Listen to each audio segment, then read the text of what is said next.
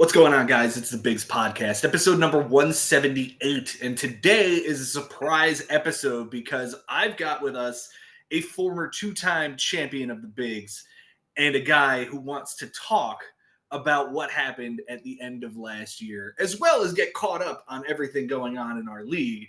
Jay Ferraro. Jay, it is great to have you on the podcast. How are you doing today, my friend? I'm doing fine, and I wanted to come on the show today, Joe, because recently my wife was going through all her old playbills from high school. And as some of you know, your listening audience, you went to high school with my wife, and you guys were on stage crew together during Hello Dolly. And in the playbill, there is a beautiful photo of you from high school. This photo, to me, you look like you would have been one of the bad kids on Boy Meets World that Mr. Feeney finds smoking in the bathroom. Oh, do you have that? Do you have that photo available, or is that still up in the playbill? Please don't have it on. No, hand. I don't have it, but I sent it to you when I saw it that night. Yes, I do remember that. That was absolutely hilarious. You found that child, that lost little kid who has evolved so much. Jay, Well, let's talk about last year, my friend. Let's talk about what happened in the finals last year. You took a 12-8 loss to go after your third championship, but Josh Haber took it down and won the championship for the first time. How are you feeling now, many months later, versus how you were feeling immediately afterwards? I was certainly disappointed that I lost, but it was my wife, honestly, who reminded me if you were to lose to anyone, Josh would be the guy, somebody who hasn't won a championship yet, somebody that I've known for 20 years. And I was happy for him. I was certainly disappointed, but even in that moment, I thought to myself, Joe, this guy deserves it. I've seen his growth as a manager all these years. He lost to his brother in the finals the year before, so certainly disappointing. And then the baseball season on a whole was disappointing because then my Yankees lost to the Dodgers. As you know, it was the first baseball season without my dad, so that hurt as well. So all that sucked for sure, but I was so happy for Josh, and he deserved it. And when you and I were breaking down that year's draft, we were talking about that Josh's team was going to be a problem from the jump, and he deserves it. Mm-hmm. Yeah, he drafted incredibly well. He drafted incredibly well again this year. So, be interesting to see what happens this season. He's off to a nice start this year after week one. Jay, we don't have you this year. What's the odds we see you next year? Oh, I'm absolutely playing next year, Joe. That's a fact. I've already told Benny that. Hi, Benny. This was a surprise for you. So when you're lifting weights in Aberdeen, you could enjoy this. No, I'm absolutely playing, Joe. I missed playing in the bigs immediately. After that Tokyo series, I thought to myself, man, I wish I had been in a better mindset to accept Benny's invitation. And, Joe, I'll be honest with you, I forgot what it was to have fun playing fantasy baseball. Through the years, it got lost on me. Everything that I did with Baseball Digest and getting on Sirius XM and being the first fantasy baseball columnist for Baseball Digest, and I could list more accolades, but I won't. The thing about it is that I took it way too seriously, and I thought that I couldn't just have this thing in my life after that hard loss last year. So I'll absolutely be playing next year, no doubt about it.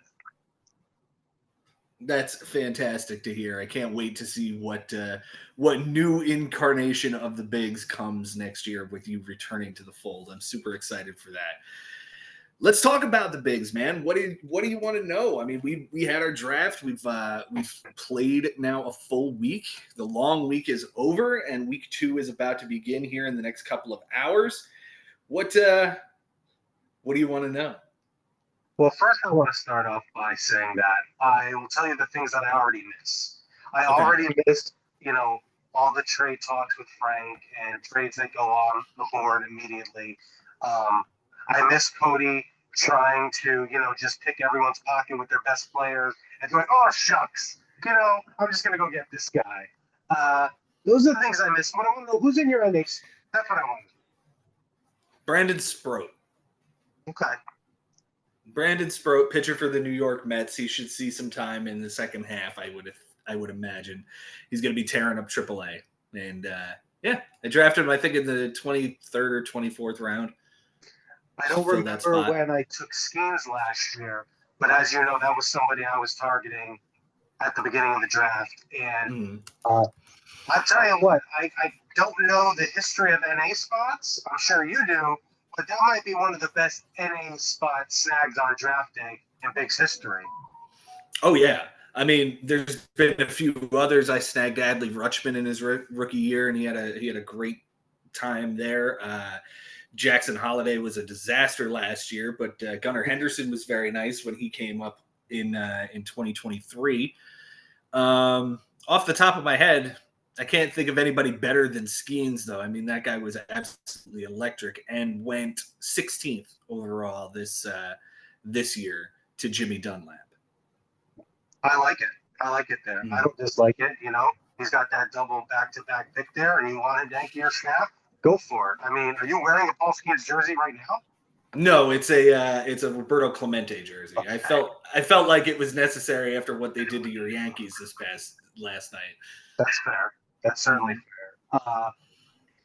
You know, where did Acuna go? Acuna went to me in the 4th round. Well done. Mm-hmm. Well done. You knew you were doing that all along, or he was there, and you said, I wasn't necessarily targeting him, but I took Michael Harris in the 3rd round after taking Mookie and Freddie. So I wanted to do Dodgers and Braves this year. Feel like it's a smart play, even if the Braves are off to a 1-7 start. In my very sad Roto League that I'm playing in this year, I'm playing in a public 10x10. This is all disgusting, by the way. I can't even believe I'm saying all this to you. It's true. But I'm playing with 2 of the other founding fathers of the Bigs, Chris McCarthy and Steve Okawa, and the 3 of us haven't played fantasy together in well over a decade. So last minute, we were like, hey, let's join this ESPN Public League. And my team is disgusting. Like I said to you, I think any manager in the Bigs is automatically a playoff team with what's floating in free agency in this 10-team Rona. It's an embarrassment of riches. And I've been so overwhelmed with not having a acquisition limit, and I could just have all these good players at any time. You know me, I'm just a monster picking people up and dropping people constantly. Oh yeah, you're the reason we have a moves limit at this point. Like, you're the reason that it started out at 21 and then has come all the way down to 10 at this point. So you gotta love the impact you had in the league over the years. So what's your team look like? 10-team Roto, huh?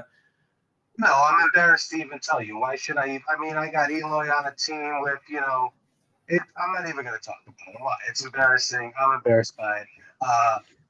Yeah, you know what? The acquisition limit, but also, did I have a hand in innings limit as well? Something, or an innings minimum? Mm-hmm. Yeah, the innings minimum was, I think it was 20 at one point, and you just used relievers to stack a couple of innings at a time and keep your ERA low, and didn't have to throw a starter. And that was what Ben was trying to avoid, was you have to throw some starters in this league. You got to throw at least 3, I would think, in order to get to the 42 at this point, probably more like 4. So yeah, unintentionally, I've always been a fantasy maverick in the Bigs, mm-hmm. and I'm looking forward to the 26th season and doing more of that for sure. Who do you think has the strongest team post-draft? And I'm sure you already talked about this with Jason and everybody, so I apologize for any questions that I'm repeating. No, that's fine. I think Mike Haber's got a really strong team yet again this year. I think, go figure. Go figure. He put 14-4 whooping on Jason in the first week and has taken first place. It's Bobby Witt, it's Manny Machado, it's Pete Alonso, it's Jonathan India, Lawrence Butler. It's an interesting squad. The pitching is a lot of relievers. He's got 2 SP eligible relievers every day, and it's as you should. Yeah, and it's a solid rotation. Jack Flaherty, Robbie Ray, Jesus Luzardo, Trevor McGill. I think it's a good team. Look, beating Mike Haber and what he means to the Bigs in the semis last year, that was a big deal for me, especially when it came down to that Sunday. I don't know. It came down to like a weird error or something. Something I had no business just sneaking by Mike with. But, you know, I respect him so much as a manager that to beat him and make sure he didn't go back to back in the bigs, that was very important to me. And I had a tear in my eye when I beat him. But then, even though I had Josh almost every day, and I was never comfortable, Joe. Every day I feel like I had Josh, but I knew what the numbers looked like, so it meant nothing to me. And I know the type of manager Josh is. But yeah, I wanted to mention that, like getting Mike in the semis and then beating Cody, who's a brilliant baseball mind, his first year in the league, and he just makes it into the playoffs, after bringing in Ellie during the year and bringing in J-Rod and bringing in a bunch of pieces that I dropped. And yeah, it was wild. It was wild for sure. Cody is, in fact, a shark, and he's got another good team again this year. His week 1 win 14-6 we're going to cover here this evening when we record the next the week 1 review. But it's Trey Turner, it's Jose Ramirez, it's Vinny Pasquantino. He's got Wilyer Abreu tearing it up here early. Mm-hmm. And on the pitching side, again, it's not as bullpen forward as Mike Haber's team, but the pitching is pretty good. It's led by Jacob deGrom, Gavin Williams, Jeffrey Springs, Kevin Gossman. Yeah, I heard about deGrom for Devers. Mm-hmm.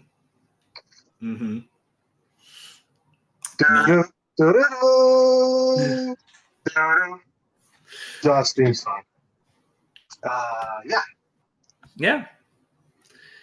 It's been a wild season already, my man, and we're missing you. We're missing you. I'll tell you that much. Yeah, me too. Like I said, I just needed to ground myself. I'm an animal in this league, and I got AA and single A players on my watch list like you do. So just wanted to get back to my roots and play with the boys, back in the day when it was just about nothing, and now it's about just beating the fucking Habers every year. Yeah, now it's a Haber dominated league for the last few years. We got to keep them out of the playoffs one of these years coming up. Impossible. I would be so surprised if a season took place in the bigs that neither Haber were in the playoffs. Okay. I don't know that that's happened. I mean, probably as far back as like 2012. No, Mike had a bad year in 2019, I think. And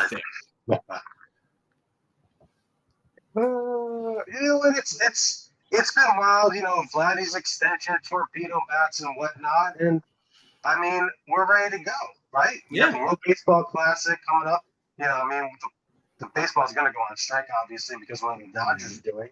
But other than that, it's amazing that you could be, a week into the season and missing the bigs. And I think that speaks to what Benny has done in this league, where, it's something that is such a big part of your life. And it's a big part of your life. And then when it's not there, because, I've had many sabbaticals in the bigs. I mean, in its 20 years, I don't know, maybe I played 13.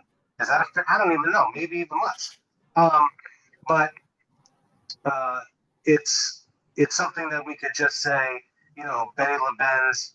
Oh, speaking of Benny LeBenz, his old friend Stephen Okawa said he wants to play him online, and he wants to play Magic the Gathering online, and Ben could choose the commander deck. Whatever that means. I know he might be very excited about it. I've heard a lot about commander decks and Magic the Gathering in the off season, but we shall see what excites him. Steve Okawa, come bring your Magic the Gathering down here to Aberdeen, and we'll see if Benny can beat you. That's another founding father, Joe, that has interest with rejoining the league in 26. That's awesome. That's fantastic to hear. You asked me actually just last week if he holds any records, and I sent you a text with what he in fact does have. Unfortunately, they're dubious distinctions of having the fewest walks in offensively in a season and the worst record for something else. Yeah, I think it was on base percentage or something. Yeah. Yeah, two terrible things to have in your pocket, but Mhm. uh, But he's I, there, and that's the point. Like that's the whole yes, reason for the record book is that it exists in order to keep the legacy alive and keep names that may have only played 1 year or 2 years relevant to us. right. The season ERA title is to a guy who only played 1 year. It's Wow. yeah, and it's like 320.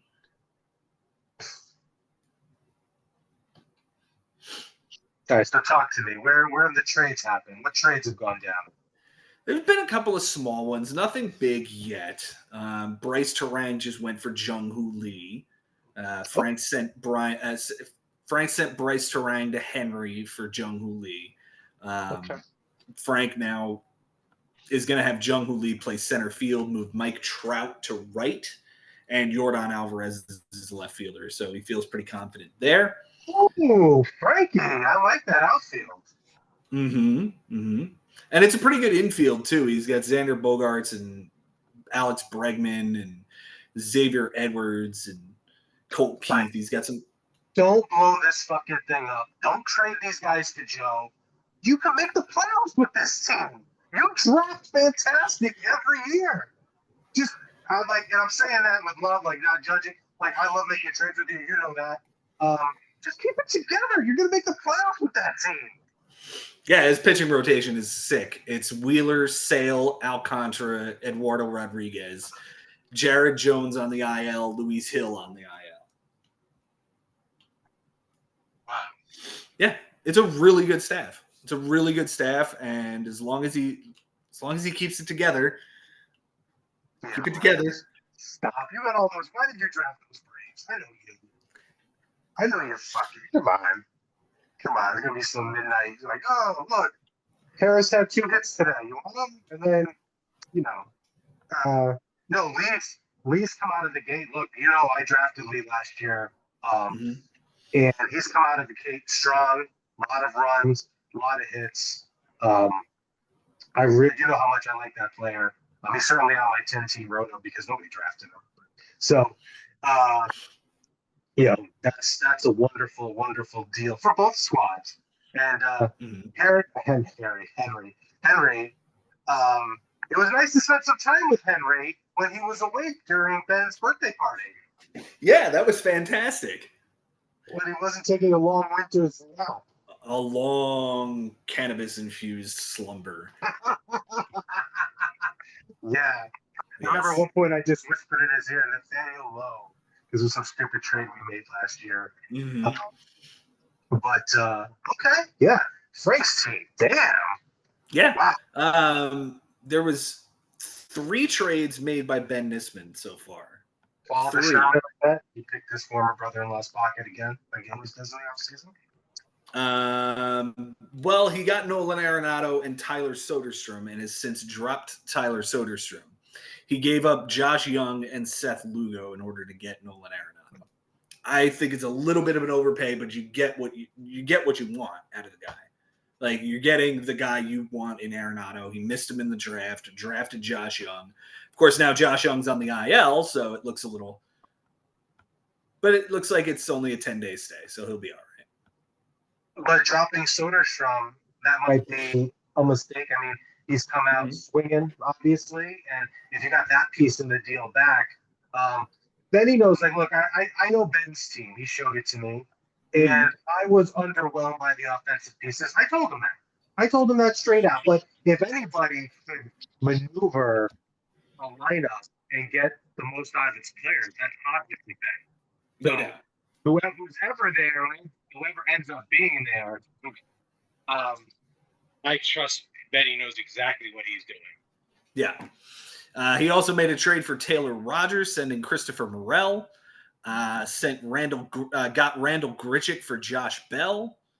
So those are the 3 deals he's made so far, getting a piece of the Cincinnati bullpen and, of course, his bench guy that he loves in Randall Grichuk.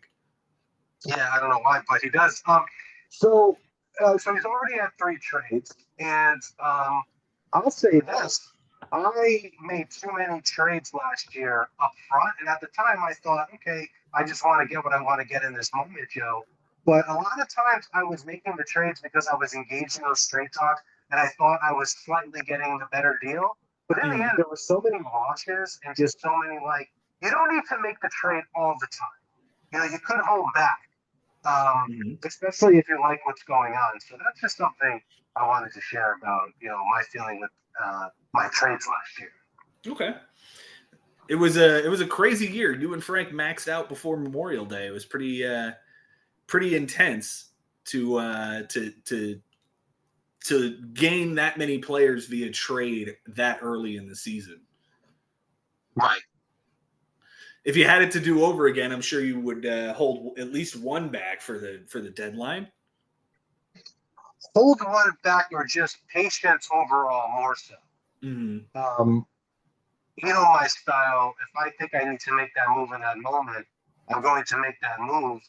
But also, there were times where I should have just, play it back, respect the players that I got. You know, Mm-hmm. um, and something else I was thinking about was I went into the draft with such a plan on the players that I wanted that when the board was dictating, well, maybe you should do this now, I didn't necessarily do that.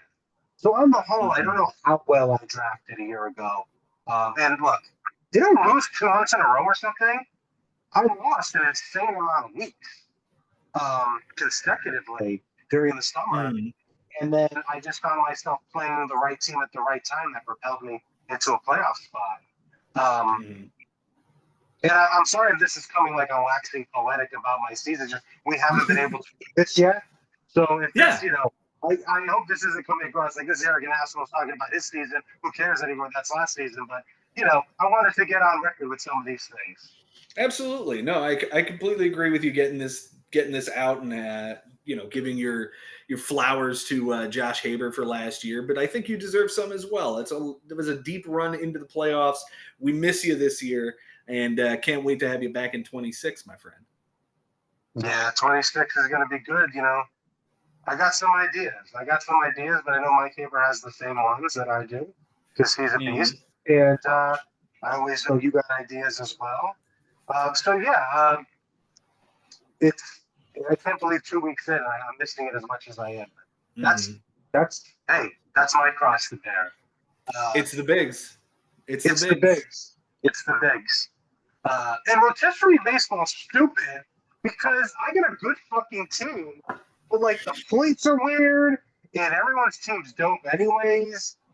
And it's K's. I mean, it saves and holds, but the bench is only 3 players, so you really can't play for it, even though there's statistics.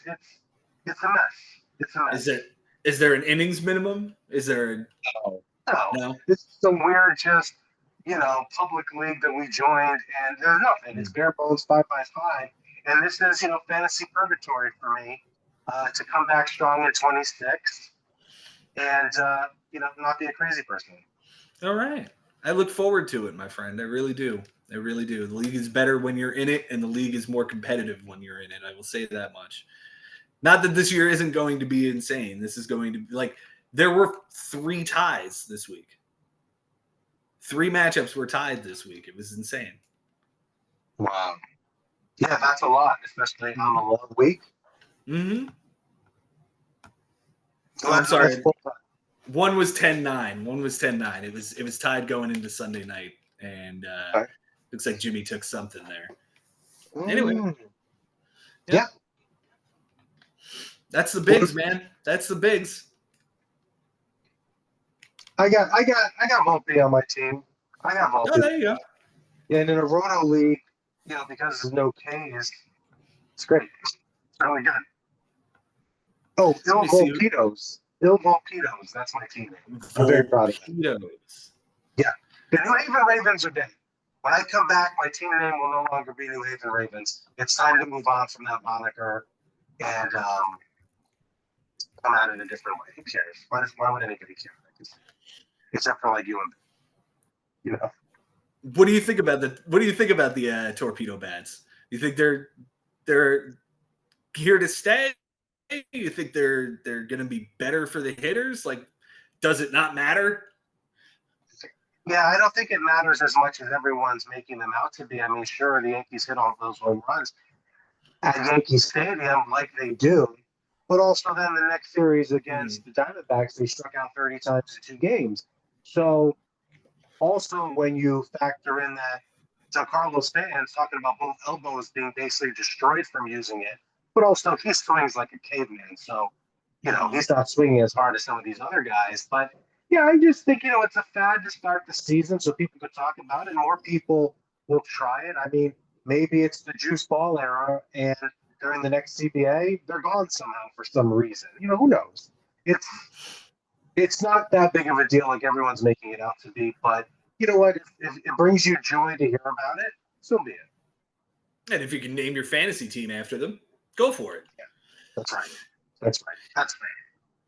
Jay, this has been fantastic, my friend. I thank you for coming on the show and discussing all of this with me. We do miss you, my friend. I hope to see you again real soon. When are you coming down to Aberdeen? Absolutely. Once he gets a fucking ping pong table, I've asked for this ping pong table for so long.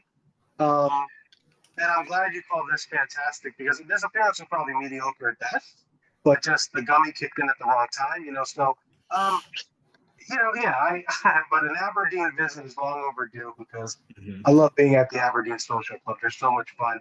And Ben just keeps buying Sega games for all of us. So it's just, God, he's such a good fucking guy. Yeah, and we got to play some backyard baseball, my friend. We gotta get some swings in. Sure, sure. Guys, thank you all for so much for watching and listening. I appreciate each and every one of you. We are coming with the week 1 review this evening.